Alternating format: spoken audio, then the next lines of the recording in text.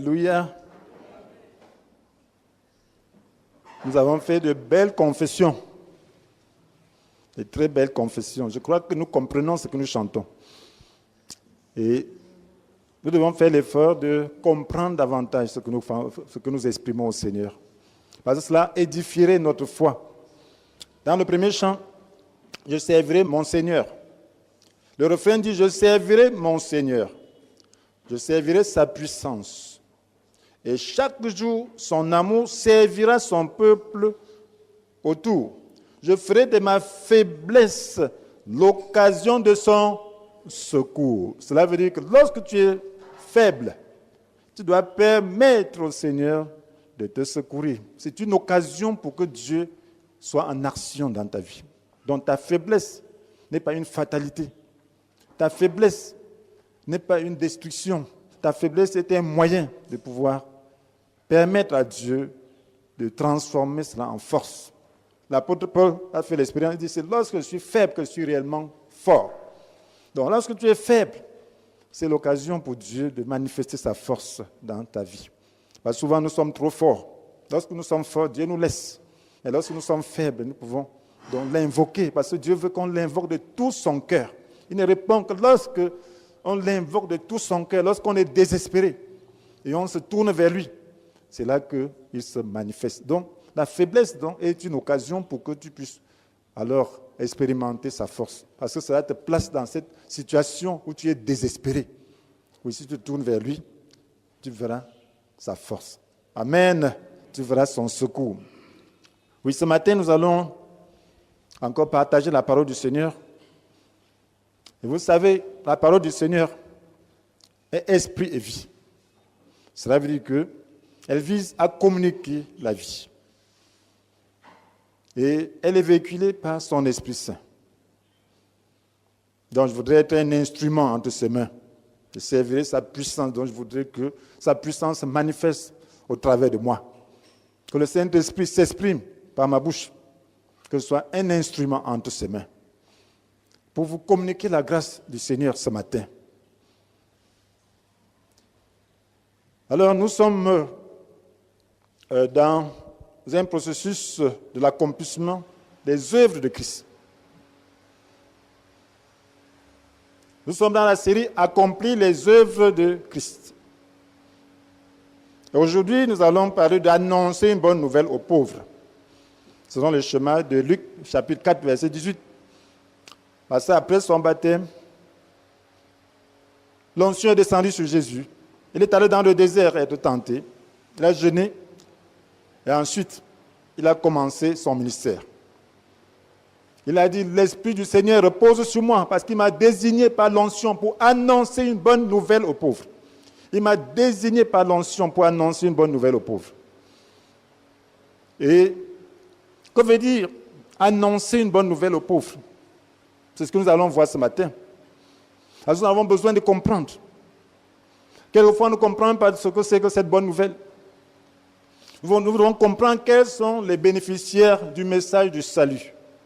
Et en quoi consiste la bonne nouvelle du règne de Dieu. Quels sont les bénéficiaires du message du salut? Et en quoi consiste la bonne nouvelle du règne de Dieu? Parce que Jésus a demandé d'annoncer cette bonne nouvelle du règne de Dieu. Lui-même a annoncé cette bonne nouvelle du règne de Dieu. Mais en quoi cela consiste? Vous voyez, aujourd'hui, l'humanité vit sous une menace. Et les menaces sont diverses. Nous sommes dans ce monde, nous les humains, nous nous sentons menacés. Tous les jours, nous sommes menacés par le climat à cause de la destruction de l'écosystème. La nature ne se retrouve plus.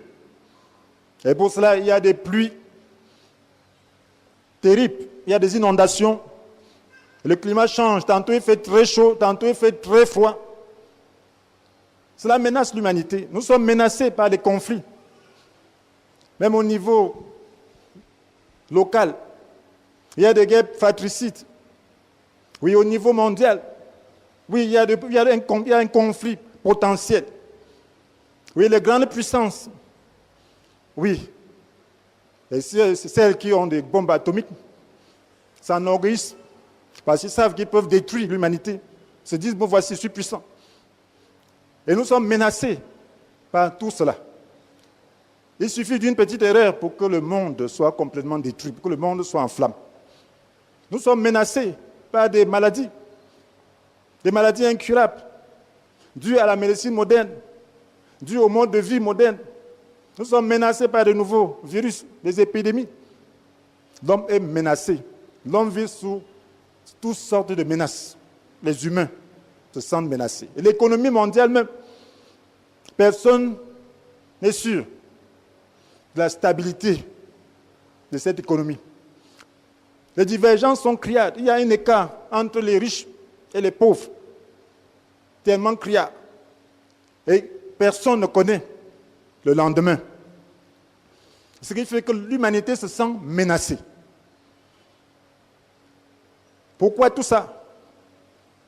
Simplement parce que ce monde, lorsqu'on parle du monde, dans le sens péjoratif, selon la Bible, alors c'est un monde que Dieu ne gouverne pas. Le point de vue de Dieu, c'est quoi?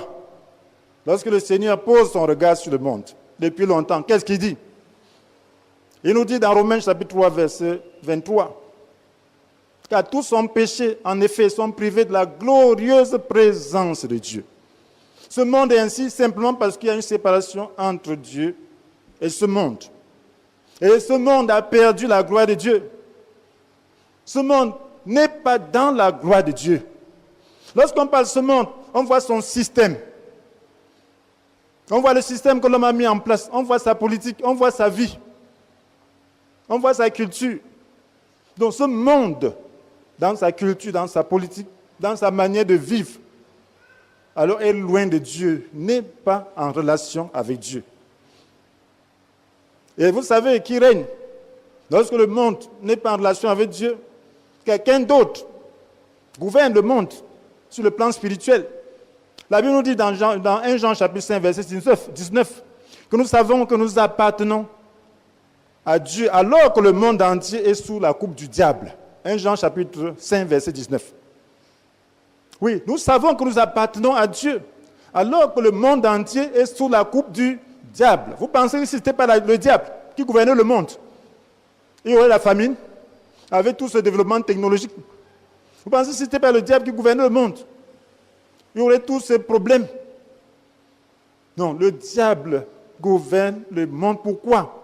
Parce que l'homme s'est séparé de Dieu. Et vous savez quel est le projet du diable pour le monde? Dans Jean chapitre 10, verset 10, la Bible nous dit que le voleur ne vient que pour voler, tuer, détruire. Moi, je suis venu afin que les hommes aient la vie, une vie abondante. La bonne nouvelle, c'est que Dieu n'a pas laissé ce monde au diable. La bonne nouvelle, c'est que Jésus vient pour pouvoir changer les choses. La bonne nouvelle, c'est que malgré que ce monde soit sous les menaces, alors le règne de Dieu veut s'établir, est en train de s'établir dans ce monde. Il est possible que le monde retrouve la gloire de Dieu, pas dans son ensemble, mais chacun peut entrer dans ce royaume. C'est de ça qu'il est question.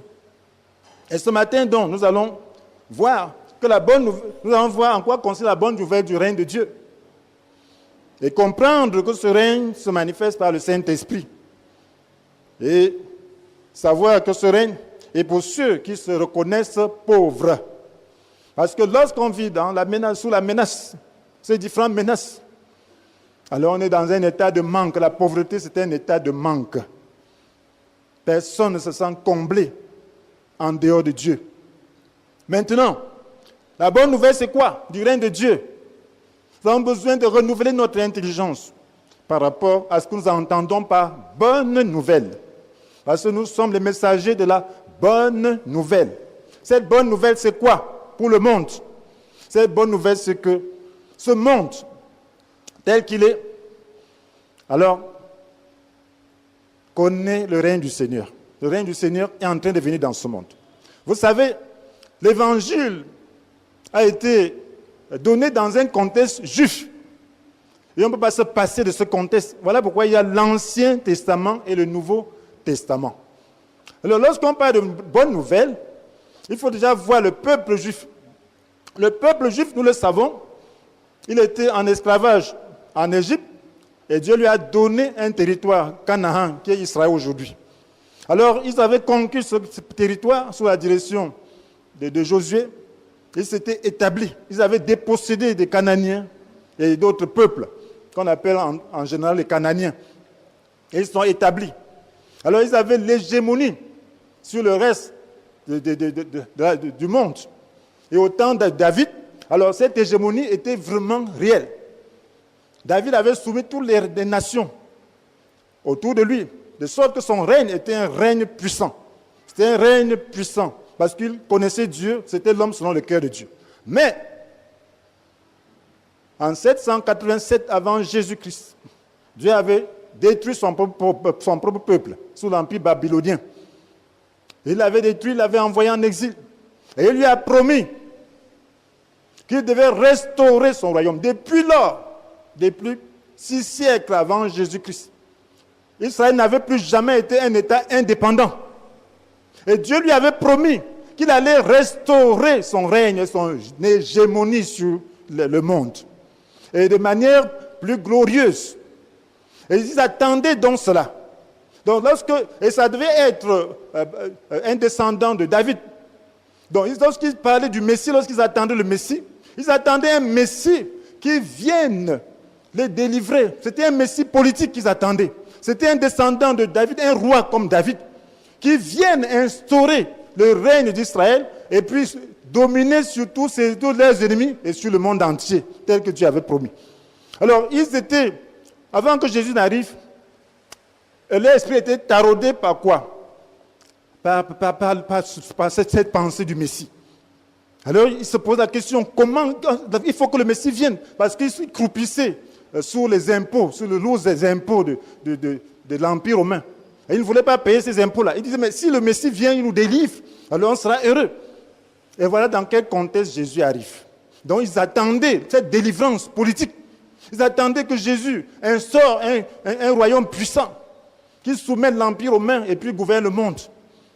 Alors c'était la promesse qui leur a été faite. Mais ils n'avaient vu qu'une partie de cette promesse. Alors dans Ésaïe chapitre 9, verset, nous allons lire le verset 5 à 6, vous allez voir donc cette promesse. La Bible nous dit, car pour nous, un enfant est né, un fils nous est donné, et il exercera l'autorité royale. Il sera appelé merveilleux conseiller, Dieu fort, paix à jamais et prince de la paix.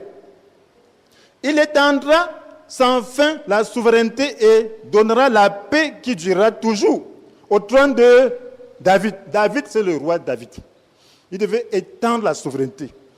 Et son trône, et tout son royaume. Sa royauté sera solide, solidement fondée sur le droit et sur la justice. Dès à présent et pour l'éternité. Donc c'était un règne éternel. Il s'attendait donc à un roi qui vienne faire ainsi. Voilà ce que fera le Seigneur des armées célestes dans son ardent amour. Ils attendaient qui? Ils attendaient un descendant du roi David. Après près de 600 ans, oui, de domination. Lorsqu'on disait que voilà le Messie, alors ils avaient l'espoir qu'à partir de maintenant, alors leur Messie allait donc dominer sur le reste de la nation, comme au temps de David. Et encore plus, de manière plus glorieuse, parce que ça devait être donc un règne éternel, comme nous le voyons. Alors quand Jésus arrive, qu'est-ce que Jésus leur apporte comme règne? Jésus leur apporte plutôt un règne spirituel. Et ils se sentent déçus. Voilà pourquoi ils étaient déçus, mes frères et sœurs. Le problème était réel. C'est des gens, ils étaient fiers. Ils avaient une fierté nationale. Et c'est pour cela que de temps en temps, il y avait des zélotes qui se révoltaient contre la domination romaine, la domination des puissances étrangères. Et essayaient de vouloir libérer leur peuple, mais sans le mandat de Dieu. Donc maintenant, quel est le règne que Jésus apporte? C'est de ça qu'il est question. La bonne nouvelle.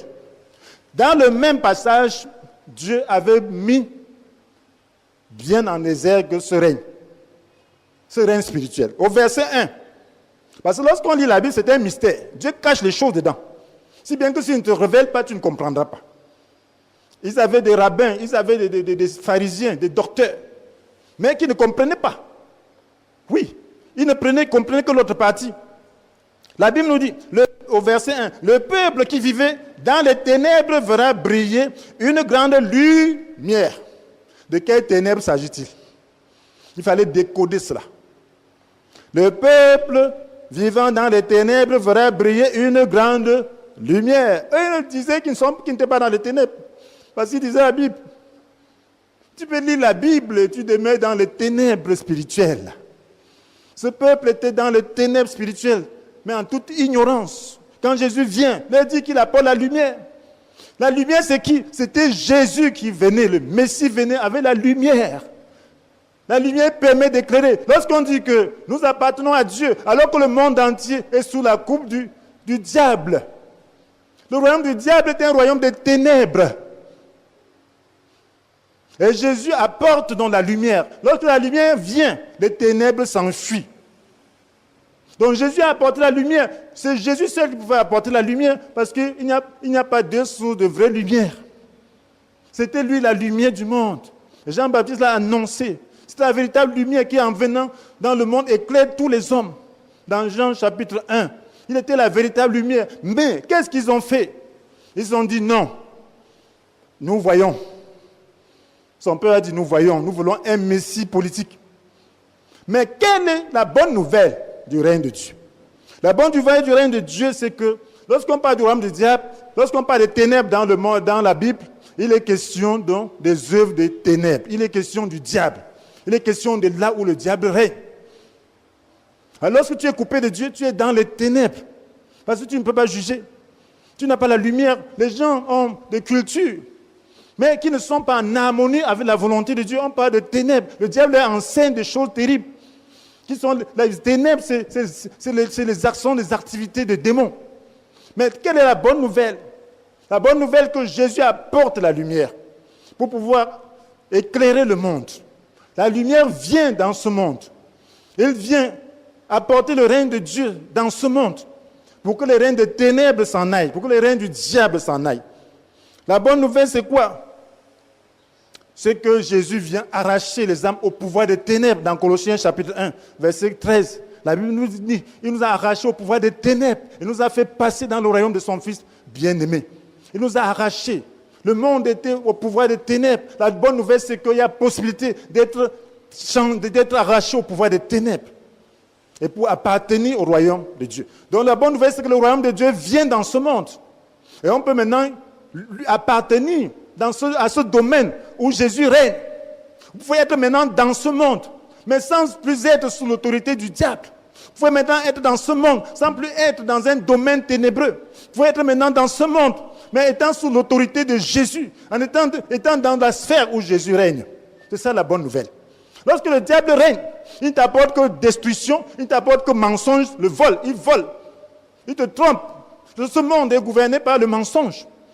Ce monde est gouverné par le mal, par la destruction. Mais lorsque tu appartiens au règne de Dieu, oui, c'est la vérité. Jésus dit que je suis venu pour que les hommes aient la vie, une vie abondante. C'est un domaine de vie et non de mort. Oui, Jésus vient pour apporter cette bonne nouvelle. À partir de maintenant, on peut, malgré la menace, malgré différentes menaces qui pèsent sur ce monde, oui, il y a un bateau de sauvetage. Le temps de Noé est symbolique par rapport au salut. Pendant qu'il y avait le déluge qui frappait le monde, pendant 40 jours et 40 nuits, des eaux ravagées, des eaux qui tuaient. Oui, les eaux commencent. Tu te dis, l'inondation, ça atteint déjà le seuil de ma porte. Il faut que je puisse dormir seulement sur la table. Tu dors sur la table, ça ne cesse pas. Il faut que je monte au plafond. Tu montes au plafond, ça ne cesse pas. Il faut que j'aille sur le toit. Tu vas sur le toit, ça ne cesse pas. Il faut que j'aille sur un arbre. Tu vas sur un arbre, ça ne cesse pas. Si bien que tout est englouti. Pendant ce temps, il y a un homme qui est dans un bateau. Il a fait un bateau tellement luxueux, avec des départements et des étages. Il a mis toute espèce animale. Et il a mis tout. Et il a mis de la provision. Il passe du bon temps avec sa famille. Il passe du bon temps avec les animaux. Pendant ce temps, il y a le déluge mortel qui est en train d'engloutir tout. C'est ça la bonne nouvelle. Dans ce monde où il y a des menaces sous toutes leurs formes, il y a un bateau de sauvetage. Si tu entres dans ce bateau, tu ne seras plus conscient de ces menaces. Parce que tu appartiens à notre royaume. Tu appartiens au royaume de Dieu. Le royaume de Dieu, c'est un lieu où Dieu règne. Le royaume de Dieu, c'est un Dieu où la grâce de Dieu domine. Et Jésus est venu seulement pour donner quoi? Pour que les hommes aient la vie, et une vie abondante. Satan vient pour faire quoi? Pour voler. Il a volé à l'homme son autorité sur la terre, à Adam. Il a trompé pour qu'il désobéisse à Dieu et qu'il se retrouve sous son autorité. Voilà pourquoi il pouvait dire à Jésus que ce monde lui a été donné. C'est Adam qui lui a vendu cela. Et comment lui gouverne? Par le mensonge. Il a volé, il tue, il détruit. Donc ça ne lui sert à rien. Il détruit, c'est un sadique.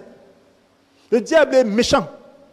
Donc lorsque tu appartiens dans son domaine, s'il te propose de bonnes choses, c'est pour te tuer, c'est pour te détruire. Mais s'il n'y a que Dieu qui puisse te dire la vérité, parce que c'est lui qui est ton créateur. Un père est un père. Un parent est un parent. Une mère est une mère. Montez, descendez, les enfants. Mais quand vous allez revenir, vous allez vous rendre compte que c'est votre père ou votre mère qui vous aime vraiment. Oui, c'est la même chose. C'est Dieu qui a créé les hommes. Le diable n'a rien créé. Le diable va te dire qu'il t'aime, mais il veut seulement te tuer. Il veut te détruire, il veut profiter de toi. Il veut t'enrôler à faire ses mauvaises affaires pour connaître son sort. Il n'y a que Dieu qui puisse te dire la vérité. Il n'y a que Dieu qui puisse t'aimer. Et c'est la raison pour laquelle la bonne nouvelle est arrivée. Pour dire que, mes enfants, l'humanité est dans cet état, pas à cause de moi. Moi, je vous aime. Le projet que Dieu a pour nous, c'est un projet de paix et non de malheur, afin de nous assurer un avenir plein d'espérance. Voilà le projet de Dieu. Mais le projet du diable, c'est la destruction, le vol, la haine. Voilà pourquoi on dit que Dieu est amour. La bonne nouvelle, c'est que dans toutes ces menaces, tu peux entrer dans le bateau de sauvetage. Un lieu où Jésus règne. Si tu y entres, tu auras le repos. Si tu y entres, tu auras l'assurance. Tu auras une espérance vivante. Malgré ce qu'on entend, malgré ce qu'on vit. Tu seras dans un autre domaine.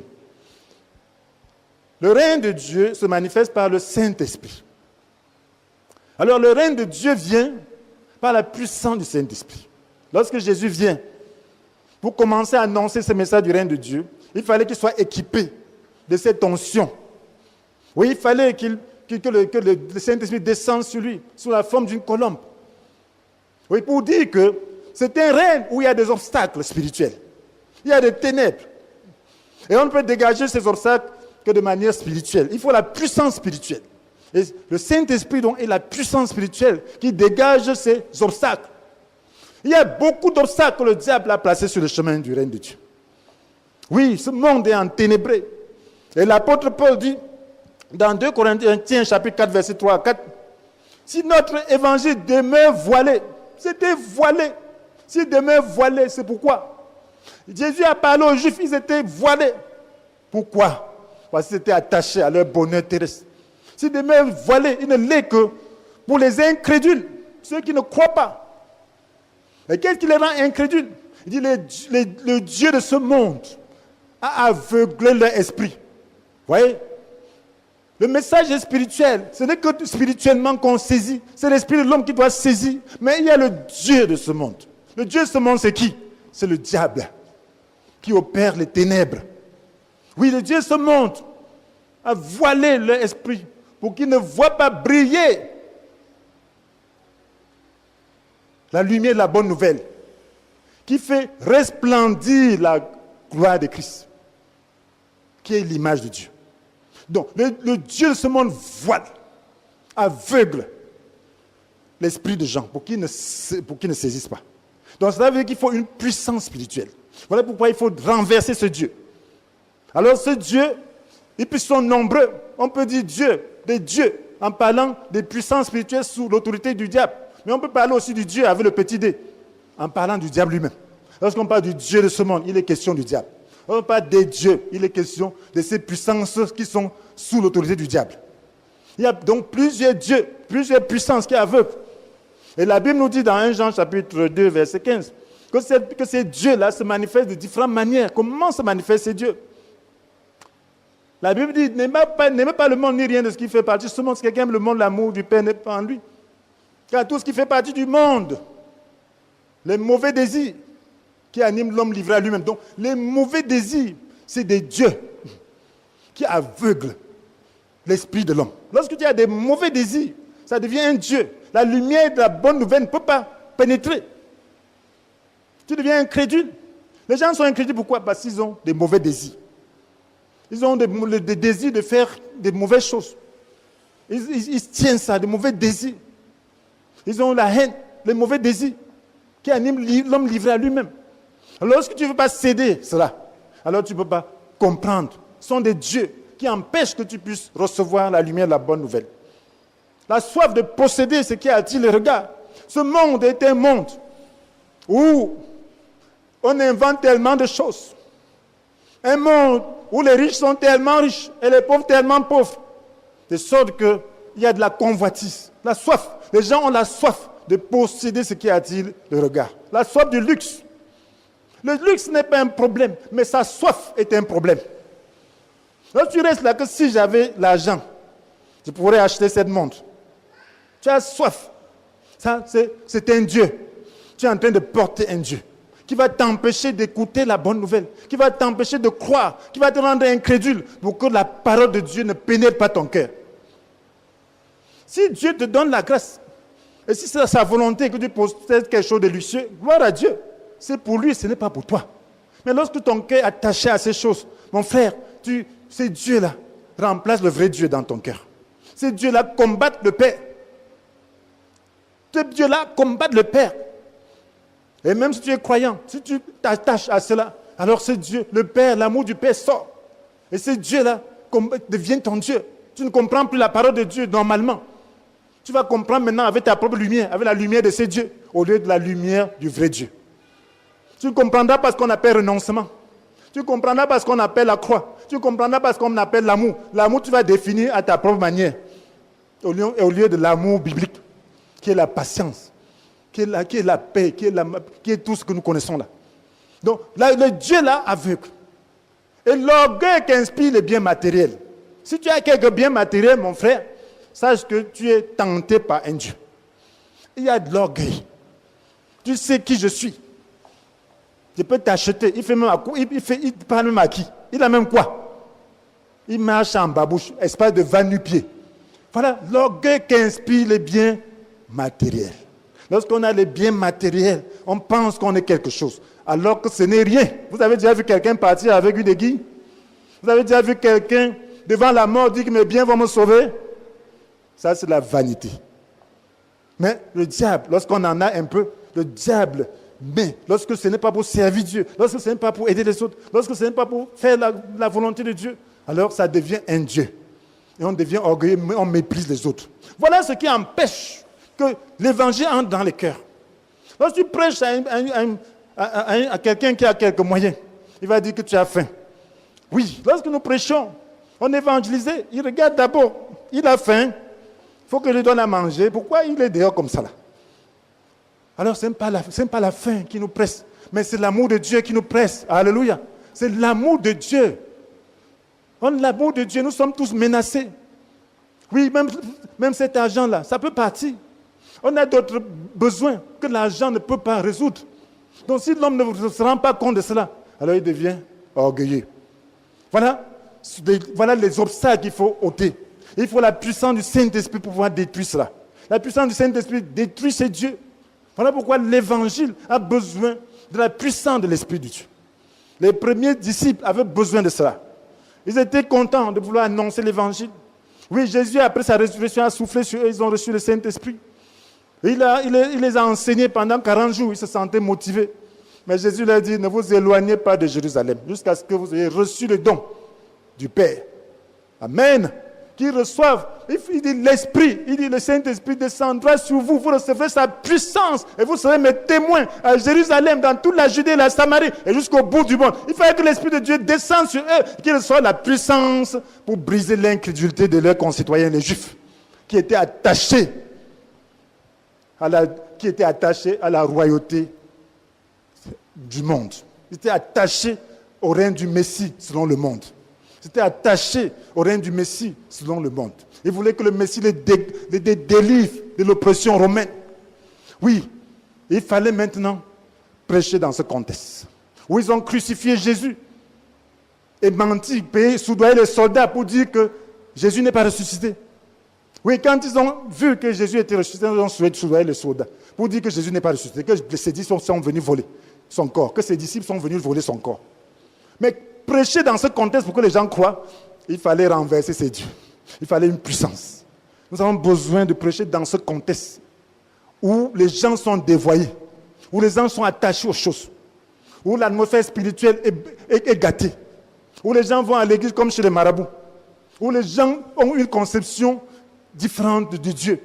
Et il faut la puissance du Saint-Esprit pour renverser ces dieux-là. Il faut la puissance, où il y a des philosophies mondialistes. Oui, il y a l'Antichrist est déjà en train de préparer son gouvernement avec sa propre doctrine, sa propre théologie qui est déjà entrée dans l'Église, entrée partout. Et il faut de la puissance pour que le règne de Dieu se manifeste, pour que les gens croient vraiment. Parce que beaucoup disent qu'ils croient alors qu'ils ne croient pas. Ils n'ont pas un contact vital avec Dieu. Ils n'ont pas reçu le royaume de Dieu. Le règne de Dieu n'est pas avec eux. Mais il faut maintenant la puissance de Dieu pour que les gens voient. Il faut que ces idoles soient brûlées et que les gens puissent accepter Jésus. Et Jésus va le faire. Parce qu'il vient prendre une épouse sans tache ni ride. Il vient prendre des chrétiens solides, des gens qui sont dans son royaume, des gens qui ont reçu de la lumière et qui y marchent et qui sont sous son autorité et qui manifestent cette autorité. Oui, le règne de Dieu est pour ceux qui se reconnaissent pauvres. Oui, il faut se reconnaître pauvre. La pauvreté est un état de manque de ressources suffisantes. On n'a pas de ressources suffisantes. Oui, un homme naturel, normal, qui est dans ce monde, c'est qu'il est pauvre dans un aspect de sa vie. Oui, tu peux avoir des milliards, mais tu es pauvre sur le plan peut-être social, sur le plan familial. Tu as des problèmes familiaux qui sont insolubles. Oui, tu peux avoir ce qui est nécessaire, mais tu es pauvre dans ta santé. Oui, l'homme vit combien de temps? Quelle est l'espérance de vie pour un homme? Comment se vanter? Lorsque tu vois quelqu'un partir, c'est une question de temps. Toi-même, tu vas aller comme ça là. Amen. Un jour passe, un autre passe. Tu vas te retrouver aussi comme ça. Pourquoi te vanter? Un homme est sous la menace de la mort. Dieu n'a pas créé l'homme pour qu'il meure. Donc il y a une pauvreté même sur le plan de longévité. Il y a une pauvreté. Oui, tu ne peux pas tout avoir. Tu es menacé. Est-ce que tu peux arrêter le cours de la vie? Tu ne peux pas. Les menaces que nous connaissons là, les menaces de guerre, ainsi de suite. Quand il y a guerre, c'est la destruction totale. Est-ce que tu ne te sens pas pauvre? La pauvreté est de différentes manières. Il y a la pauvreté sociale, il y a la pauvreté, la pauvreté spirituelle. Oui, il y a la pauvreté de toute nature. Donc un homme normal, qui est un humain, doit reconnaître qu'il n'a pas tout ce qu'il faut pour être heureux. La pauvreté, c'est que tu n'as pas tout ce qu'il faut pour être heureux. Pour être vraiment heureux, selon ce que tu penses. Puisque si tu as tout, la maladie peut t'attraper. Si tu as tout, tes enfants peuvent être têtus. Si tu as tout, des problèmes de famille peuvent venir. Si tu as tout, il y a d'autres problèmes qui peuvent venir. Les volets sont là. Si tu as tout, il y a des circonstances, il y a des accidents. Tu as tout, il y a des gens qui vont t'insulter, qui te haïssent. Tu as tout, mais il y a des gens qui te maudissent chaque jour. Est-ce que tu peux donc être heureux? Tu dois te sentir pauvre. Ce monde n'a pas été fait pour être un paradis depuis la chute. Oui, Dieu l'avait fait pour être un paradis, mais depuis la désobéissance, c'est un lieu de tourment relatif.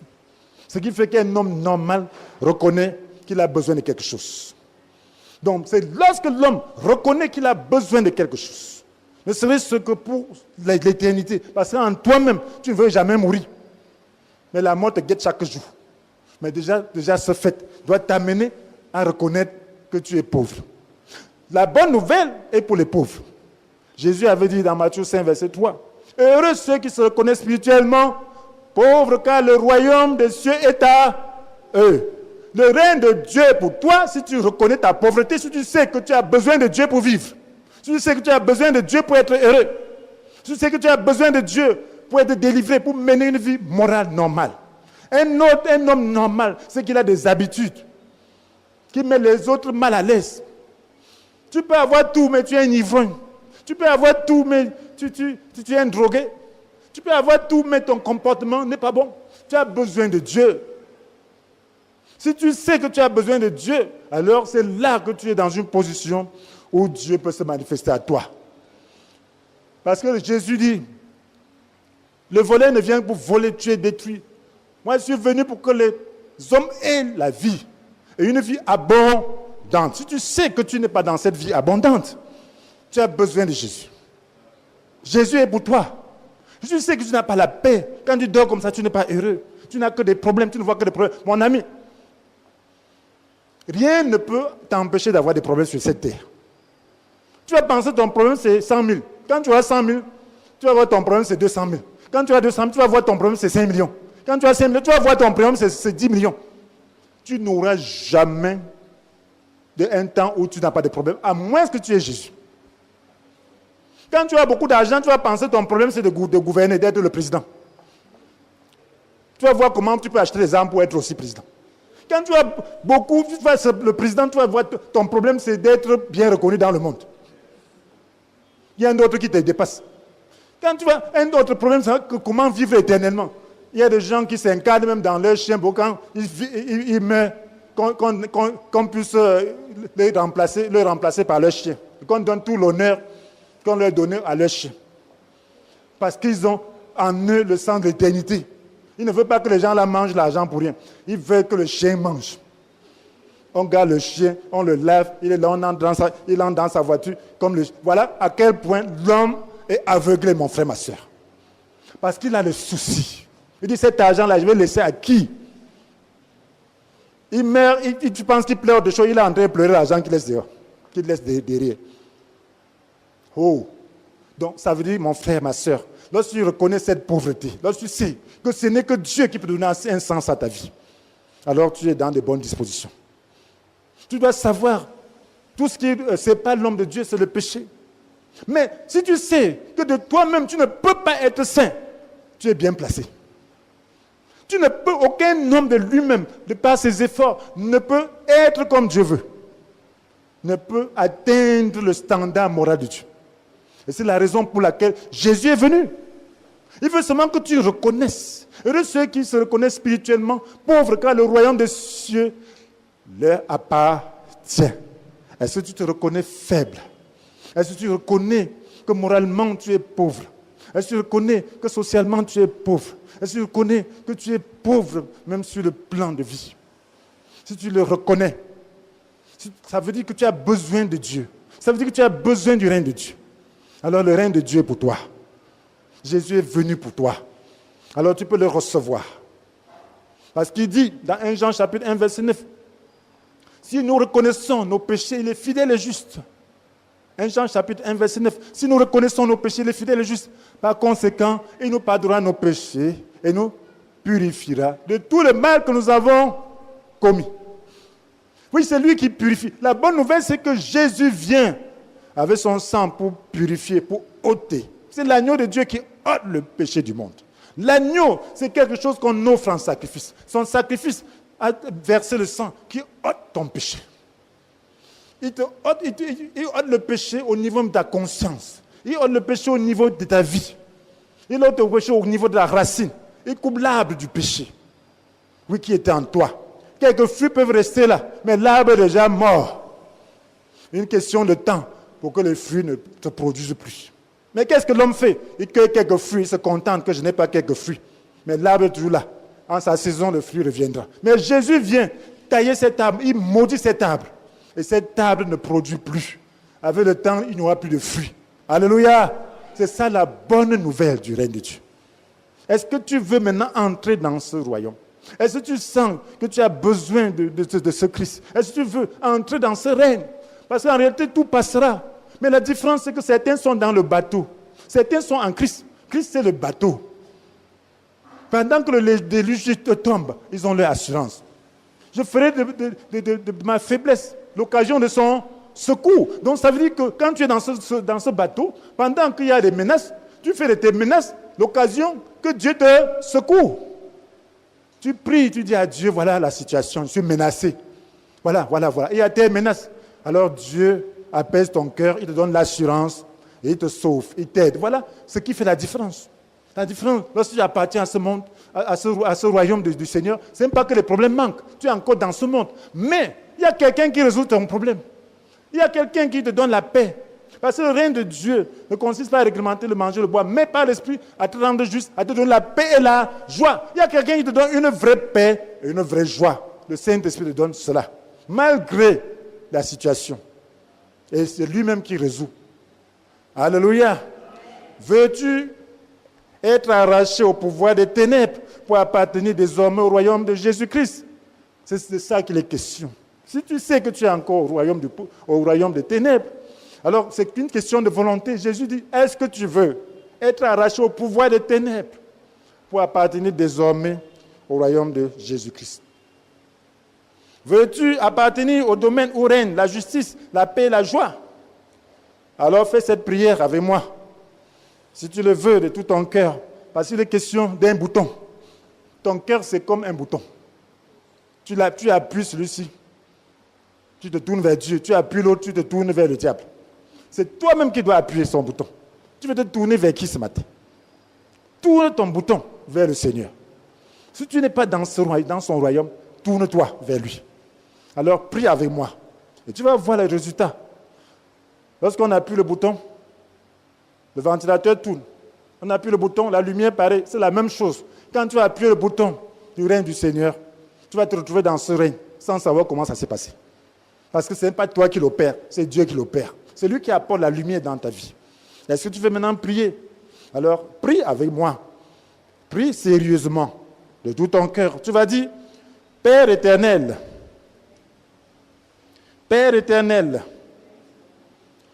je reconnais ma pauvreté spirituelle. Je reconnais ma pauvreté spirituelle. Je n'ai pas de paix dans ce monde. Et je ne suis pas satisfait de ma vie. Je sais que je suis séparé de toi. Je veux être juste et avoir la paix et la joie de ton règne. Pardonne mes péchés et viens dans ma vie, Seigneur Jésus. Accorde-moi ton Esprit Saint. C'est en ton nom que j'ai prié. Amen. Seigneur, nous te bénissons, nous te rendons gloire, parce que tu es venu pour apporter ton règne sur la terre. Merci pour tous ceux qui, ce matin, ont accepté d'être arrachés au pouvoir des ténèbres pour être transportés dans ton royaume béni. Seigneur, je prie qu'ils soient scellés par ton sang et que, Seigneur, tu puisses illuminer leur vie et que désormais, ils demeurent dans ton royaume. Comme tu as dit que, Seigneur, mon Dieu, tes brebis, c'est entendre ta voix. Oui, ils t'écoutent. Tu les connais. Ils t'écoutent, ils te suivent. Seigneur, je prie maintenant que dans ta bonté, Seigneur, que tu puisses les tenir par la main et que personne ne puisse les arracher de tes mains pour la gloire de ton Saint-Nom. Merci, Seigneur, de continuer à les diriger. Que les pouvoirs des ténèbres qui chercheraient encore à les accabler soient jugés par ta lumière au nom puissant de Jésus. Amen. Amen. Une offrande d'acclamation pour ceux-là qui ont accepté Jésus.